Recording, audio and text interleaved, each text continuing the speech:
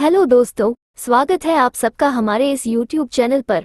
दोस्तों, जैसे ही 31 मार्च नज़दीक आता है वैसे टैक्स के चर्चे होने लगते हैं। वैसे तो हमारे देश में कुछ इतने सारे टैक्स हम पे करते हैं। आज हम इन्हीं में से एक टैक्स के बारे में बात करेंगे जिसे इनकम टैक्स के नाम से पहचानते हैं। यह इनकम टैक्स क्या होता है, हमसे क्यों लिया जाता है, टैक्स सेविंग्स क्या है, ऐसे सवालों का जवाब ढूंढेंगे। तो चलिए शुरू करते हैं आज का topic, income tax. Income tax एक प्रकार का डायरेक्ट टैक्स है जो कि सरकार द्वारा आपकी इनकम यानी आपकी आमदनी पर लगाया जाता है।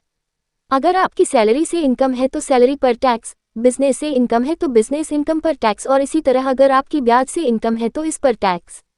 यानी आपने किसी भी तरह से पैसे कमाए तो आपको सरकार को इनकम टैक्स देना होता है। सिंपल भाषा में बताओ तो आपके इनकम का एक ऑफिशियल रिकॉर्ड है तो आपको इनकम टैक्स देना होता है।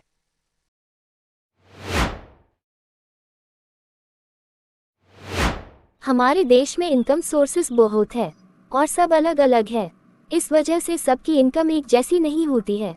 किसी की इनकम कम तो किसी की इनकम ज़्यादा होती है, तो सरकार सबसे एक एक्स अमाउंट का टैक्स नहीं ले सकती, क्योंकि वो टैक्स अमाउंट जिसकी कम इनकम है उससे ज़्यादा टैक्स लगेगा और जिसकी इनकम ज़्यादा है उससे वो एक्स अमाउंट कम लगेगी। इसी प्रॉब्लम को सॉल्व करने के लिए सरकार टैक्स स्लैब बनाती है जिसमें इनकम के हिसाब से कैटेगराइज किया जाता है। इसे एक चार्ट से समझते हैं। Income tax slab budget day के दिन अनाउंस किया जाता है। बजट डे हर साल 1 फरवरी को होता है। इस दिन के बारे में और जानना है तो हमारे इस वीडियो को देख लेना, लिंक डिस्क्रिप्शन में है, वहां से चेक करके आप देख सकते हैं। अब जानते हैं इनकम टैक्स स्लैब्स के बारे में। 2023 और 2024 की बजट घोषणा के अनुसार प्रत्येक व्यक्ति के लिए नए आयकर रेट्स कैटेगरीवाइज किए हैं। जिस व्यक्ति की सालाना इनकम 2.5 लाख से ज्यादा और 3 लाख से कम है, उसे पुरानी टैक्स व्यवस्था के अनुसार उसके आमदनी का 5% हिस्सा सरकार को टैक्स के रूप में देना होता था। लेकिन अब नई टैक्स व्यवस्था के अनुसार 3 लाख से कम आमदनी हो तो आपको टैक्स भरने की आवश्यकता नहीं है। ठीक इसी तरह 3 लाख से 5 लाख तक की सालाना इनकम पर पुरानी और नई व्यवस्था में 5% हिस्सा सरकार को टैक्स के रूप में देना होता है। अभी हम सब नई टैक्स व्यवस्था के बारे में बात करेंगे। जैसे 3 लाख से 6 लाख तक सालाना आमदनी पर 5% का टैक्स लगता है। 6 से 9 लाख तक की आमदनी पर 10% टैक्स, 9 से 12 लाख तक की राशि पर 15% टैक्स, 12 से 15 लाख तक की आमदनी पर 20% टैक्स और 15 लाख और उससे ज्यादा इनकम पर 30% इनकम टैक्स देना होगा। हमारे देश में सीनियर सिटीजन्स और सुपर सीनियर सिटीजन के लिए एक अलग से टैक्स स्लैब बनाया गया है। As per the income tax act 1961 की माने तो 60 साल से लेकर 80 साल तक सीनियर सिटीजन्स के कैटेगरी और 80 साल से आगे आयु रहने वाले सिटीजन्स के लिए सुपर सीनियर सिटीजन का टैक्स स्लैब बनाया गया है। 2023 के बजट में सीनियर सिटीजन्स को 5 लाख तक के इनकम राशि पर टैक्स नहीं था, लेकिन इस साल यानी 2024 के बजट में उन्हें मिलने वाली इस छूट को कम करके 3 लाख तक कर दिया है। यानी अब 3 लाख से ऊपर की इनकम पर सीनियर्स को टैक्स भरना होगा। आप ये सुनकर चौंक सकते हैं कि इंडिया में 5% से भी कम लोग ITR फाइल करते हैं और इनमें से टैक्स देने वालों की संख्या तो और कम है। असेसमेंट ईयर 2020-21 की रिपोर्ट्स को देखें तो हमारे देश की कुल 136 करोड़ की आबादी में से 8,22,83,407 इतने लोगों ने टैक्स पे किया था। ये नंबर बहुत बड़ा तो है, पर देश की पूरी पॉपुलेशन के सामने बहुत छोटा है। हमारे department of revenue, central board of direct taxes, इस डिपार्टमेंट ने 18 दिसंबर 2023 को एक प्रेस रिलीज किया था जिसमें उन्होंने बताया कि 17 दिसंबर 2023 तक direct tax collection 13,70,388 crore rupees हुआ है। डायरेक्ट टैक्स रेवेन्यू के बारे में इस प्रेस रिलीज में और भी जानकारी है। इसका लिंक इस वीडियो के डिस्क्रिप्शन में दे दूंगी, आप चेक कर सकते हो। इंडिया में इनकम टैक्स हम हमारे सरकार को इसलिए देते हैं क्योंकि इनकम टैक्स से सरकार को देश की विकास और कल्याण के लिए जरूरी खर्चे करने में मदद मिलती है। इनकम टैक्स से सरकार को सड़क, बिजली, पानी, शिक्षा, स्वास्थ्य, सुरक्षा जैसी सेवाओं को चलाने और सुधारने के लिए पैसे मिलते हैं। इनकम टैक्स से सरकार गरीबों, महिलाओं, बच्चों, वृद्धों, विकलांगों जैसे कमजोर वर्गों को आर्थिक सहायता और सामाजिक सुरक्षा भी प्रदान करती है। लेकिन हमारे स्कूलों की, पब्लिक ट्रांसपोर्ट की और सबसे ज़रूरी गवर्नमेंट हॉस्पिटल की हालत देखकर ऐसा नहीं लगता है कि हमारे टैक्स का पैसा सही जगह खर्च हो रहा है। इसका सबसे प्रमुख कारण हमारे देश में होने वाला करप्शन है।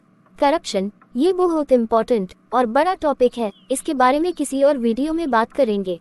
अब आते हैं अपने आखिरी सवाल पर, टैक्स सेविंग क्या है?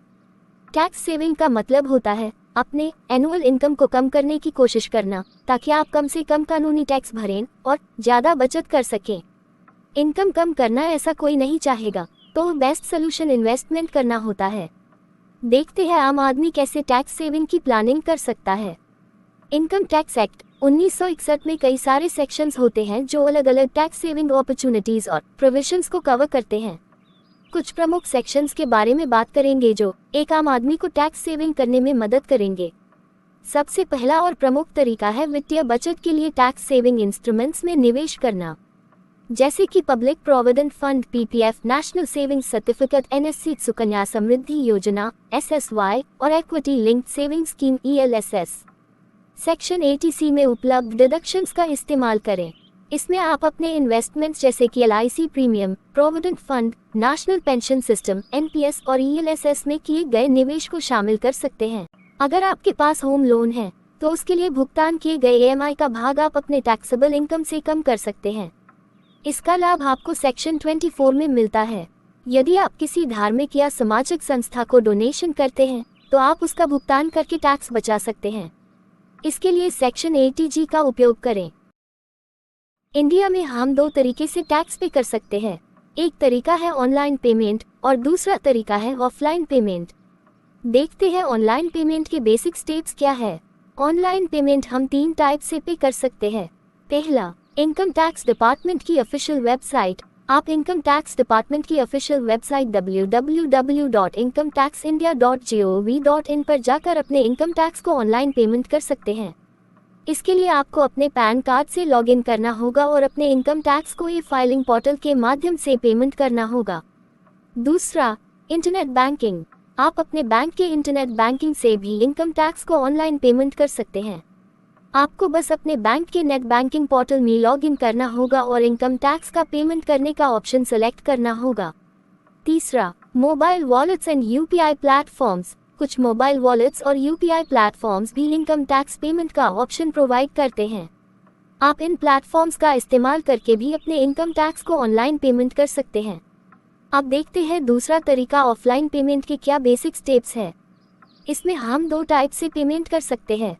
पहला, बैंक ब्रांचेस। आप किसी भी ऑथराइज्ड बैंक के ब्रांचेस में जाकर कैश, चेक या डिमांड ड्राफ्ट के माध्यम से इनकम टैक्स का पेमेंट कर सकते हैं। दूसरा, टैक्स कलेक्शन सेंटर्स। कुछ ऑथराइज्ड टैक्स कलेक्शन सेंटर्स होते हैं जहां पर आप अपना इनकम टैक्स ऑफलाइन पेमेंट कर सकते हैं। हम अपने टैक्स का इस्तेमाल सरकार द्वारा प्रस्तुत किए गए वेरियस प्रोग्राम्स और सर्विसेज के लिए देख सकते हैं। इस तरह के विस्तृत जानकारी के लिए आप इनकम टैक्स डिपार्टमेंट की ऑफिशियल वेबसाइट www.incometaxindia.gov.in पर जा सकते हैं। इस वेबसाइट पर आपको इनकम टैक्स, जीएसटी और दूसरे टैक्स से संबंधित महत्वपूर्ण जानकारियां प्राप्त हो सकती हैं। दोस्तों, ये थी इनकम टैक्स के बारे में छोटी सी इन्फॉर्मेशन। अगर कुछ टॉपिक रह गया हो तो कमेंट कर देना, मैं उस टॉपिक पर एक अलग से वीडियो बनाऊंगी। अगर यह वीडियो पसंद आती हो तो लाइक करें, अपने दोस्तों के साथ शेयर करें और हमारे चैनल को सब्सक्राइब करके हमें सपोर्ट करें ताकि हम ऐसे ही फाइनेंशियल इन्फॉर्मेशन आपको देते रहे। वीडियो देखने के लिए शुक्रिया। मिलते हैं अगली वीडियो में।